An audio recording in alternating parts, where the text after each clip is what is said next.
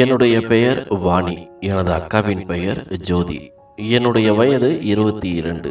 என்னை விட எனது அக்கா 4 வயது பெரியவள். என்னுடைய அக்காவிற்கு தோஷத்தின் காரணமாக திருமணம் தள்ளி போய் கொண்டிருந்தது. கல்லூரி வரை படித்த எனது அக்காவிற்கு சொந்தமாக வியாபாரம் செய்ய வேண்டும் என்ற ஆசை இருந்தது. அதனால் வீட்டின் வெளிப்புறத்திலேயே ஒரு பேக்கரி போல ஒரு சிறிய கடை ஒன்றை தொடங்கினாள். நாங்களும் அவளுக்கு ஆதரவாக இருந்தோம். வியாபாரமும் நன்றாக நடைபெற்றது. அப்பாவும் அம்மாவும் அவளுக்கு உதவியாக இருந்தனர். அப்பா ஒரு நிறுவனத்தில் காவலாளியாக பணிபுரிந்தார். அவருக்கு நல்ல சம்பளம் கிடைத்தது. ஓய்வு நேரங்களில் அக்காவின் பேக்கரியில் டோர் டெலிவரி செய்யும் வேலையும் செய்து வந்தார். நான் இப்பொழுது கல்லூரி படித்து வருகிறேன். எனக்கு படிப்பின் மேல் ஆர்வம் அதிகமாக இருந்தது. கல்லூரியை முடித்துவிட்டு பெரிய படிப்பாக படிக்க வேண்டும் என்று நினைத்திருந்தேன். அக்காவிற்கும் திருமணத்திற்கு மாப்பிள்ளை தேடிக் கொண்டிருந்தனர். அக்காவும் அம்மா அப்பாவிடம் இப்பொழுதுதான் பேக்கரியை ஆரம்பித்து நன்றாக நடத்தி வருகிறோம். கொஞ்ச நாட்கள் கழித்து திருமணத்தை பற்றி பேசலாம் என்றார். ஆனால் அதற்கு அப்பாவும் அம்மாவும் சம்மதிக்கவில்லை. இதுதான் திருமணத்திற்கான வயது. இதை விட்டால் மாப்பிள்ளை கிடைப்பது கடினம் என்று மாப்பிள்ளை தேடும் பணியில் ஈடுபட்டிருந்தனர். எனது அக்கா பார்ப்பதற்கு மிகவும் அழகாக இருந்தாள். நன்கு படித்து இருக்கின்றாள். ஆனால் ஏனோ தெரியவில்லை, திருமணத்திற்கு மாப்பிள்ளை அவ்வளவு சீக்கிரம் அமையவில்லை. அப்பாவும் தனக்கு தெரிந்த உறவினர்களிடமும் திருமண தரகர்களிடமும் சொல்லி வைத்திருந்தார். சில மாப்பிள்ளைகளும் வந்து அக்காவை பெண் பார்த்து விட்டு சென்றனர். சில சம்பந்தம் அவர்களுக்கு பிடிக்கவில்லை, சில சம்பந்தம் எங்களுக்கு பிடிக்கவில்லை. இப்படியாக அவளின் திருமணம் தள்ளி போய் கொண்டிருந்தது. இதனால் அக்காவிற்கு மன கஷ்டம் உண்டானது. அடிக்கடி பெண் பார்க்க வந்துவிட்டு பின்பு வேண்டாம் என்று கூறி செல்வது அவளுக்கு வேதனை அளித்தது. அவளும் முதலில் தங்கைக்கு திருமணத்தை முடித்து வையுங்கள், நான் இப்படியே இருந்து விடுகிறேன் என்று சொல்லும் அளவிற்கு வந்துவிட்டாள். அப்பாவும் அம்மாவும் தான் அவளுக்கு ஆறுதல் கூறி வந்தனர். ஒரு நாள் அக்காவை பெண் பார்ப்பதற்காக ஒரு குடும்பம் வந்தது. பார்ப்பதற்கு நல்ல குடும்பமாக தெரிந்தார்கள். மாப்பிள்ளையும் அழகாக இருந்தார். மாப்பிள்ளையின் அம்மா அக்காவை பார்ப்பதற்காக வர சொல்ல அக்காவும் அனைவருக்கும் வணக்கம் அளித்துவிட்டு அமர்ந்தாள். சிறிது நேரம் அக்காவை பார்த்த மாப்பிள்ளையின் அம்மா பேசத் தொடங்கினார். பெண் பார்ப்பதற்கு நன்றாக இருக்கின்றாள், ஆனால் வயது கொஞ்சம் அதிகமாக தெரிகிறதே என அம்மாவிடம் கேட்க, அம்மாவும் அப்படி ஒன்றுமில்லை, சிறிதாக உடல் பருமனால் அப்படி தோற்றமளிக்கிறாள் என தெரிவிக்க, அவரோ நம்பாதவராக மேலும் தொடர்ந்தார். கல்யாணத்திற்கு என்ன வரதட்சணையாக கொடுப்பீர்கள் என நேரடியாகவே கேட்க இது அக்காவிற்கு பிடிக்கவில்லை. அவளும் எதுவும் சொல்லாமல் சபையில் இருந்து எழுந்து தனது அறைக்கு செல்ல இது மாப்பிள்ளையின் அம்மாவிற்கு மரியாதை குறைவாக தோன்றியது. கோபமான மாப்பிள்ளையின் அம்மா, உங்கள் மகளுக்கு வயது அதிகமாக இருந்தாலும் பரவாயில்லை என்று திருமணம் நடத்தி வைக்கலாம் என நினைத்தேன். ஆனால் மரியாதை தெரியாமல் எப்படி என்னை அவமதித்து செல்கிறாள். இவள் கடைசி வரை இப்படியே இருந்து திருமணமாகாமல் உங்களுக்கு பாரமாகவே இருப்பாள். இந்த சம்பந்தம் எங்களுக்கு வேண்டாம் என்று அனைவரையும் அழைத்து கொண்டு சென்று விட்டார். இது அக்காவிற்கு மட்டுமல்ல, எங்கள் குடும்பத்தில் உள்ளவர்களுக்கும் மிகுந்த மனவேதனையை அளித்தது. அவர்கள் சென்ற பிறகு அனைவரும் சோகமாக அப்படியே அமர்ந்து விட்டோம். அக்காவும் தனது அறையை பூட்டிக் கொண்டு அழ ஆரம்பித்தாள். சில மணி நேரம் கழித்து நிலைமையை புரிந்து கொண்டு நான் அனைவரையும் சமாதானப்படுத்தி இரவு உணவு உண்பதற்காக தயார் செய்து வைத்தேன். அப்பாவையும் அம்மாவையும் சமாதானப்படுத்தி சாப்பிடுவதற்கு அழைத்து வந்தேன். அக்காவை அவளது அறையில் சென்று கதவை தட்ட அவள் திறக்கவில்லை. நானும் மன கஷ்டத்தில் அழுது கொண்டிருக்கின்றாள் என விட்டுவிட்டேன். ஆனால் 3 மணி நேரமாகியும் அவள் கதவை திறந்து கொண்டு வெளியில் வரவில்லை. நானும் பதட்டமாகி மீண்டும் அவளது அறைக்கதவை தட்ட இந்த முறையும் அவள் திறக்கவில்லை. அறையின் உள்ளிலிருந்து எந்த சத்தமும் கேட்கவில்லை. எனக்கு பதட்டமாகி அப்பாவை அழைத்து விபரத்தை சொல்ல அவரும் பதட்டமாகி அறைக்கதவை தட்டத் தொடங்கினார். எந்த பதிலும் இல்லாததால் அப்பா அறைக்கதவை உடைத்துவிட்டு உள்ளே சென்று பார்க்க அனைவரும் அதிர்ச்சி அடைந்தோம். காரணம், அக்கா வாயில் நுரையுடன் மயக்கமாக தரையில் கிடந்தாள். உடனடியாக அவளை அழைத்து கொண்டு மருத்துவமனைக்கு சென்றோம். அவளை பரிசோதித்த மருத்துவர்களும் இன்னும் சிறிது நேரம் கழித்து வந்திருந்தால் அவள் இறந்திருப்பாள். அவள் அளவுக்கு அதிகமாக தூக்க மாத்திரைகளை முழுங்கிவிட்டாள் என தெரிவித்தனர். அவசர சிகிச்சையில் அவளுக்கு சிகிச்சையும் அளிக்கப்பட்டது. மருத்துவரும் இது தற்கொலை வழக்கு என்பதால் போலீசிடம் தெரிவித்து விடுங்கள் என கூற, அப்பாவோ பயந்து போய் அப்படி செய்ய வேண்டாம், இது வெளியில் தெரிந்தால் எனது பெண்ணின் வாழ்க்கையும் பாதிக்கப்படும் என அழுது கொண்டே அவரிடம் கூற, அவரும் நிலைமையை புரிந்து கொண்டு போலீசில் புகார் அளிக்கவில்லை. பின்பு 2 நாட்களில் அக்கா குணமாகி அவளை வீட்டிற்கு அழைத்து வந்தோம். இது பற்றி யாரும் அக்காவிடம் எதுவும் கேட்கவில்லை. ஏனெனில் அவளது மன கஷ்டம் எல்லோரும் அறிந்ததே. நான் மட்டும் அவளுக்கு அறிவுரை கூறினேன். நீ சென்ற பிறகு அப்பா அம்மாவை பற்றி நினைத்து பார்த்தாயா என திட்டவும் செய்தேன். அவளும் தலை குனிந்து நான் சொல்வதை கேட்டுக்கொண்டாள். 2-3 நாட்களில் சகஜமாகி பின்பு அவள் பேக்கரியை முன்பை போல ஆர்வமாக கவனிக்கத் தொடங்கினாள். இது எங்களுக்கு மன ஆறுதல் தந்தது. சில நாட்கள் கழித்து அக்கா அப்பா அம்மாவிடம் நான் செய்தது தவறுதான் என மன்னிப்பு கேட்க அவர்களும் அவளை கட்டிப்பிடித்து கொண்டு அழ ஆரம்பித்தனர். பின்பு அனைத்தையும் மறந்து முன்பு போலவே சந்தோஷமாக வாழ்க்கை நகர்ந்தது. இதற்கிடையில் 2-3 சம்பந்தங்களை பற்றி அப்பா அம்மாவிடம் பேச, அவர் இப்பொழுது இருக்கும் மனநிலையில் வேண்டாம், பிறகு பார்த்து கொள்வோம் என தவிர்த்து விட்டார். அப்பாவிற்கும் அதுதான் சரி எனப்பட்டது. ஒரு நாள் அப்பாவிற்கு தெரிந்த திருமண தரகர் ஒருவர் வீட்டிற்கு வந்தார். அக்காவிற்காக ஒரு நல்ல சம்பந்தம் கிடைத்துள்ளது என தெரிவிக்க, அப்பொழுது இருந்த மனநிலையில் அப்பா பிறகு பார்த்து கொள்ளலாம் என தவிர்த்து விட்டார். ஆனால் விடாப்பிடியாக அவரிடம் பேசி நல்ல சம்பந்தம், கைவிட்டால் பிறகு கிடைக்காது என சம்மதிக்க வைத்தார். அரைமனதாக அப்பா ஒத்துக்கொண்டாலும் அக்கா என்ன நினைப்பாளோ என அவளிடமும் அப்பாவும் அவரும் பேசி அவளையும் சம்மதிக்க வைத்தனர். 2 நாட்கள் கழித்து மாப்பிள்ளை வீட்டார் பெண் பார்க்க வந்தனர்.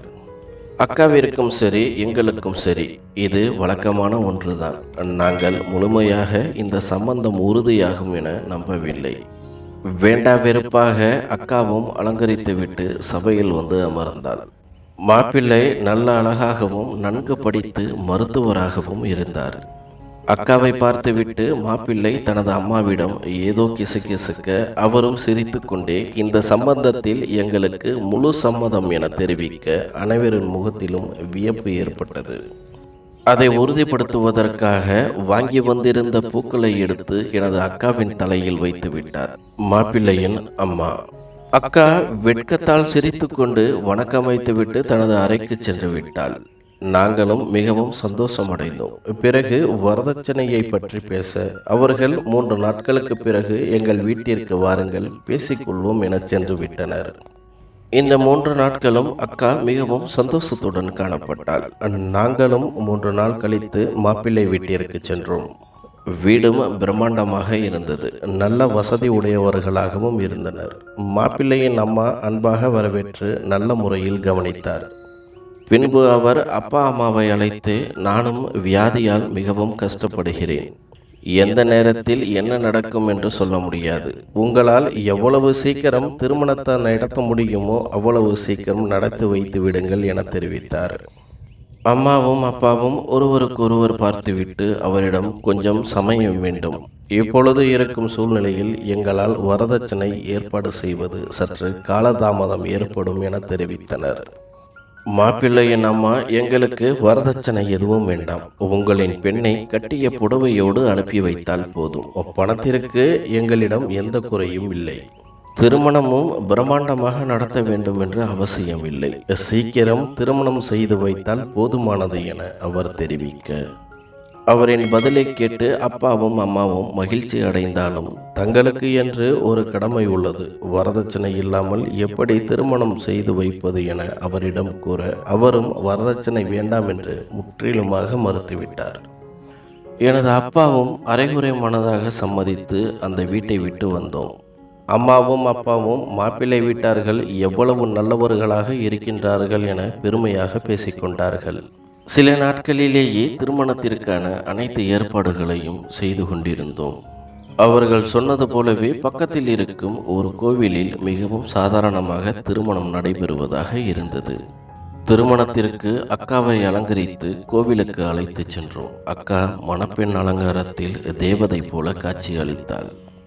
திருமணம் நடைபெறுவதற்கு சில நிமிடங்களுக்கு முன்பு எனது அம்மாவை அழைத்தார் மாப்பிள்ளையின் அம்மா. அவரிடம் எங்கள் குடும்பத்தில் ஒரு பழக்கம் உள்ளது. சாதாரணமாக திருமணம் முடிந்த பிறகு மணப்பெண்ணை மருத்துவமனையில் பரிசோதித்த பின்னரே வீட்டிற்கு அழைத்துச் செல்வோம் என்றார்.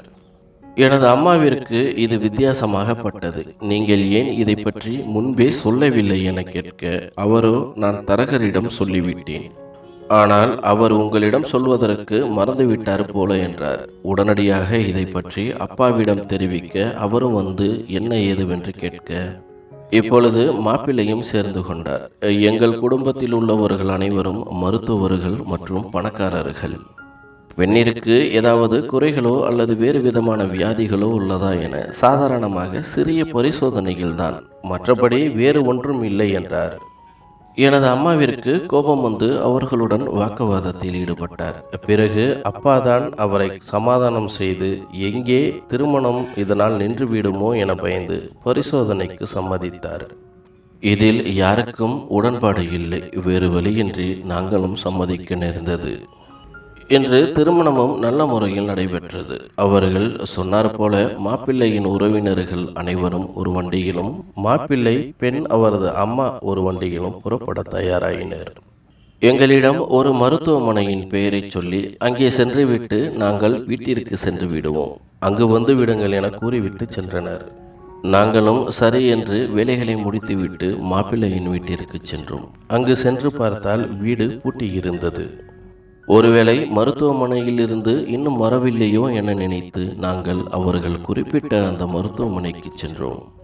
அங்கு சென்று விசாரித்த பொழுது அப்படி யாரும் இங்கு வரவில்லை என தெரிவித்தனர். எங்களுக்கு மேலும் அதிர்ச்சியானது. மறுமுறை மாப்பிள்ளையின் வீட்டிற்கு சென்று அக்கம் பக்கத்தில் உள்ளவர்களிடம் விசாரித்தோம். அவர்கள் இந்த வீட்டிற்கு வாடகைக்கு வந்து 10 நாள்கள் கூட ஆகியிருக்காது. அவர்களை பற்றி வேறு எந்த விபரமும் எங்களுக்கு தெரியாது என கூறிவிட்டனர். எங்களுக்கு ஏதோ தப்பு நடக்கிறது என்பது மட்டும் புரிந்தது. அது என்னவென்றுதான் தெரியவில்லை.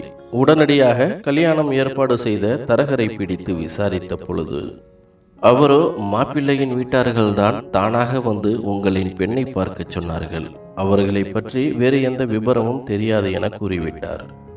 நாங்களும் பதறிப்போய் உடனடியாக காவல் நிலையத்திற்கு சென்று புகார் அளித்தோம். அவர்களும் பதட்டமாகி நாங்கள் கூறிய அடையாளங்களை வைத்து அனைத்து இடங்களிலும் தேட ஆரம்பித்தனர். ஆனால் எந்த பலனும் கிடைக்கவில்லை. நாங்களும் தெரிந்த இடங்களில் தேட ஆரம்பித்தோம். அவர்கள் யார், எதற்காக எங்களை ஏமாற்றி அக்காவை அழைத்து சென்றனர், அவளை என்ன செய்தனர், அவர்களுக்கும் எங்களுக்கும் என்ன சம்பந்தம் என்று ஒன்றும் புரியாமல் தவித்து நின்றோம். இப்படியாக ஒரு வார காலம் சென்றது. காவல்துறை தரப்பில் இருந்தும் சரி, எங்களின் தரப்பில் இருந்தும் சரி, தேடல் மட்டும் குறையவில்லை. நாங்கள் நிம்மதியின்றி, உணவு இன்றி, உறக்கமின்றி இரவு பகலாக தேடிக்கொண்டிருந்தோம். ஆனால் எதுவும் நடக்கவில்லை. ஒரு நாள் எங்களுக்கு காவல் நிலையத்தில் இருந்து அழைப்பு வந்தது. நாங்களும் பதறிப்போய் அங்கு சென்றோம். அங்கே இருந்த ஒரு அதிகாரி ஒரு ஊரை குறிப்பிட்டு, அங்கு உள்ள மருத்துவமனையில் உங்கள் பெண் சேர்க்கப்பட்டுள்ளாள். நிதானமின்றி ரோட்டு ஓரமாக கிடந்தவளை சில மனிதர்கள் காப்பாற்றி அவளை மருத்துவமனையில் சேர்த்துள்ளனர். விசாரித்ததில் உங்கள் பெண் தான் என முடிவு செய்யப்பட்டுள்ளது. நீங்கள் உடனடியாக அந்த ஊருக்கு சென்று பாருங்கள். ஏற்கனவே நான் எங்கள் அதிகாரிக்கு தகவல் தெரிவித்து விட்டேன். அவர்களும் உங்களுக்கு உதவி செய்வார்கள் என ஒரு அதிர்ச்சியான விஷயத்தை கூறினார். நாங்களும் பதறிப்போய் அந்த ஊருக்கு சென்றோம். அங்கே மருத்துவமனையில் எனது அக்கா சுனை நினைவின்றி படுத்திருந்தாள். மருத்துவரிடம் விசாரித்த பொழுது அவளுக்கு இன்னும் 2-3 மணி நேரத்தில் நினைவு திரும்பிவிடும். அவளிடம் நீங்களே கேட்டு தெரிந்து கொள்ளுங்கள் என கூறி சென்று விட்டனர். அவர்கள் சொன்னது போலவே 2-3 மணி நேரம் கழித்து அக்கா கண் விழித்தாள். எங்களை பார்த்ததும் அழ ஆரம்பித்தாள். அவளை இந்த கோலத்தில் காண முடியாமல் எனது அம்மாவும் அப்பாவும் அவளை கட்டிப்பிடித்து கதறி எழுதனர். சற்று நேரம் நிதானித்து என்ன ஆனது என்று அக்காவிடம் விசாரிக்க தொடங்கினோம். அக்காவும் திருமணம் முடிந்த கையோடு வண்டியில் வைத்து குடிப்பதற்காக ஜூஸ் கொடுத்தனர். அதை குடித்த பிறகு எனக்கு என்ன நடந்தது என்று தெரியாமல் நான் மயக்கமடைந்தேன். கண் விழித்து பார்க்கும் பொழுது ஒரு பழைய வீட்டில் படுத்திருந்தேன். வயிற்று பகுதியில் மிகவும் அதிகமான வலியாக இருந்தது. என்னவென்று ஆடையை விலக்கி விட்டு பார்க்கும் பொழுது ஒரு பக்க வயிற்றை கிழித்துவிட்டு தையல் போட்டு வைத்திருந்தனர். எனது கால்களையும் கட்டி வைத்திருந்தனர். என்ன நடக்கிறது என புரிந்து கொள்ள முடியாமல் கூச்சலிட ஆரம்பித்தேன். ஆனால் வயிற்று வலியின் காரணமாக என்னால் எதுவும் செய்ய முடியவில்லை. சிறிது நேரத்திலேயே மயக்கமடைந்து விட்டேன். பிறகு கண் விழித்து பார்த்த பொழுது மாப்பிள்ளை நின்று கொண்டிருந்தார். அவருடன் சேர்த்து உறவினர்களாக வந்த 4-5 பேரும் நின்று கொண்டிருந்தனர். நான் அவர்களை அதிர்ச்சியுடன் பார்க்க அவர்களே தொடர்ந்தனர். நாங்கள் உன்னை திருமணம் செய்து கொண்டதற்கு காரணம் உன்னுடைய ஒரு கிட்னியை எடுப்பதற்குத்தான். எங்களுக்கு இதுதான் தொழில். அனாதை சிறுவர்களையும் சிறுமிகளையும் பிடித்து இந்த தொழில் நடத்தி வருகின்றோம். சமீபத்தில் எங்களுக்கு ஒரு பெரிய பணக்கார பெண்ணிற்கு கிட்னி தேவைப்பட்டது. அவர் எவ்வளவு பணம் வேண்டுமானாலும் கொடுப்பதற்கு தயாராக இருந்தார். அவருக்கு ஏற்றாற் போல கிட்னியை தேடிக்கொண்டிருந்தோம். அப்பொழுதுதான் நீ தற்கொலை செய்து கொள்வதற்கு முயற்சி செய்து மருத்துவமனையில் அனுமதிக்கப்பட்டிருந்தாய். உனது ரிப்போர்ட்டை பார்த்த அங்குள்ளவர்கள் நாங்கள் தேடிக்கொண்டிருக்கும் கிட்னி உன்னோடு 100% ஒத்துப்போவதாக தெரிவித்தனர். நாங்களும் உன்னை பற்றி விசாரிக்க ஆரம்பித்தோம். பிறகுதான் யோசித்து உன்னை திருமணம் செய்து கொள்வது போல நாடகமாடி உன்னை திருமணமும் செய்து கொண்டோம். திருமணத்திற்கு வந்தவர்களும் மாப்பிள்ளையும் அவரின் அம்மாவும் எங்களுடைய ஆட்கள்தான். இறக்கும் பொழுதாவது இந்த உண்மைகளை தெரிந்து கொண்டு இறந்து போ என அங்கிருந்த ஒருவர் கூறினார். பிறகு மாப்பிள்ளையிடம் இவளை கொன்றுவிட்டு எங்கேயாவது புதைத்து விட்டு வா என கூறிவிட்டு சென்றனர். மாப்பிள்ளையும் சரி என்பது போல தலையாட்டிவிட்டு என்னிடம் வந்து ஏதோ ஒரு மயக்க ஊசியை செலுத்தினார். பின்பு நான் மயக்கமடைந்து விட்டேன். கண் விழித்து பார்க்கும் பொழுது அவரோடு வண்டியில் சென்று கொண்டிருந்தேன். என்னை பார்த்து அவர், இவர்களோடு சமீபத்தில் தான் வேலைக்கு சேர்ந்தேன். உன்னை கொல்வதற்கு எனக்கு மனம் வரவில்லை. நான் இங்கேயே உன்னை இறக்கி விடுகிறேன். நீ எப்படியாவது தப்பித்து சென்று விடு என வண்டியை நிறுத்தி கதவை திறந்துவிட நானும் இறங்கிக் கொண்டேன். பிறகு அங்குள்ளவர்களால் இந்த மருத்துவமனையில் சேர்க்கப்பட்டேன் என்று அனைத்து விபரங்களையும் கூற நாங்களும் பதறிப்போனோம்.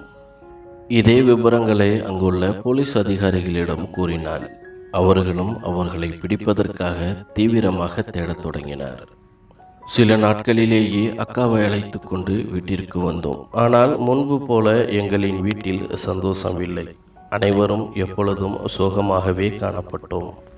இதையெல்லாம் பார்த்த அக்காவும் சிறிது சிறிதாக உடல் நலம் தேறி தனது பேக்கரியை நடத்த தொடங்கினாள். அப்பாவிடமும் அம்மாவிடமும் கையெடுத்து கும்பிட்டு இனிமேல் எனது கல்யாணத்தை பற்றி வாயை திறக்காதீர்கள் என கூறிவிட்டாள். அவர்களும் உனது இஷ்டம் என விட்டுவிட்டனர். அக்காவும் முன்பை விட அதிகமாக உழைத்து பேக்கரியை நன்றாக வளர்த்தார். போலீசாரும் 6 மாதங்கள் தேடுதலுக்கு பிறகு அந்த கூட்டத்தைச் சேர்ந்த அனைவரையும் பிடித்தனர். அக்காவிடம் அடையாளம் கட்டுவதற்காக அழைக்க அவளும் சென்று அடையாளம் காண்பித்தாள். அவர்களுக்கும் தண்டனை கிடைத்தது. நானும் கல்லூரி படிப்பு முடித்து பெரிய படிப்பாக படித்து ஒரு நிறுவனத்தில் வேலைக்கு சேர்ந்தேன். அங்கு ஒருவரை காதலித்து திருமணமும் செய்து கொண்டேன். ஆனால் அக்கா திருமணம் செய்ய முற்றிலும் மறுத்துவிட்டாள். எங்களுக்கும் 2 குழந்தைகள் பிறந்தன. அந்த குழந்தைகளையும் அக்கா தான் இப்பொழுது பாசமாக வளர்த்து வருகிறாள்.